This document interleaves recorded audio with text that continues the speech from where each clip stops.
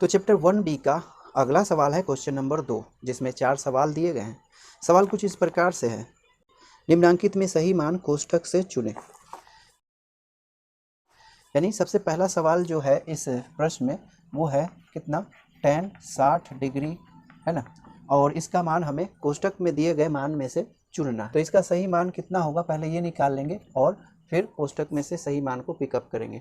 तो tan का मान निकालने के लिए हम tan का वास्तुश फार्मूला लगाएंगे, जो इस प्रकार से लिखा जाता है n/4 - n, और उसका रूट। यहाँ पर थीटा जो है 60 डिग्री है, इसीलिए यहाँ पर n का कितना यूज़ करेंगे, n की जगह पर 3, तो 3/4 - 3 उसका रूट, ठीक। ऊपर में 3 है तो उसका वर्गमूल हो जाएगा √3, और नीचे में क्योंकि घटाने के बाद 1 आएगा और 1 का वर्गमूल 1 होगा, है ना, इसलिए 1 नहीं लिखेंगे। आंसर कितना हो जाएगा, √3। तो इस कोष्ठक में जहाँ भी √3 है उसे पिक कर लेंगे, तो सही आंसर कितना होगा, √3। फिर इसी का दूसरा प्रश्न है कुछ इस प्रकार से, दिया गया है cosec 60 डिग्री, और इसका मान भी हमें कोष्ठक में से पिक करना है। तो इसका मान पहले हम निकाल लेंगे वास्तुश फार्मूला के माध्यम से। कॉस थीटा के लिए जो वास्तुश फार्मूला होता है वो होता है 4/n का रूट। यहाँ n क्योंकि 60 डिग्री है इसलिए n का वैल्यू हम कितना यूज़ करेंगे, 3।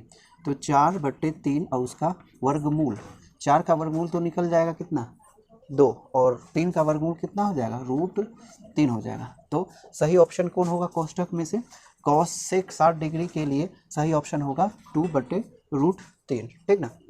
फिर इसी प्रकार से अगला प्रश्न जो इस सवाल का है वो है cot 30 डिग्री, ठीक ना। इसका भी मान हमें दिए गए कोष्ठक से चुनना है, ठीक ना। तो इसका मान हम निकालेंगे। cot थीटा के लिए जो वास्तुश फार्मूला होता है ये कुछ इस प्रकार से होता है 4 - n बट्टे में n, और उसका रूट।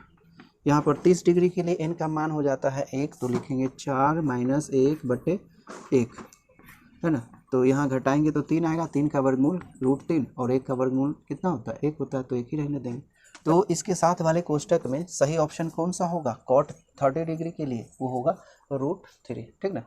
फिर अगला प्रश्न है इसी में क्वेश्चन चौथा, है ना, यानी क्वेश्चन नंबर 2 का चौथा भाग, जिसमें लिखा है sec 0 डिग्री। sec 0 डिग्री का मान हमें निकालना है। तो sec के लिए क्या फार्मूला होता है, 4/4 - n होता है ना, क्योंकि थीटा 0 है इसीलिए n का वैल्यू भी 0 हम यूज़ करेंगे। तो 4/4 - 0 और बराबर, तो 4/4 हो जाएगा, जिसका वैल्यू होगा 1, और 1 का वर्गमूल 1।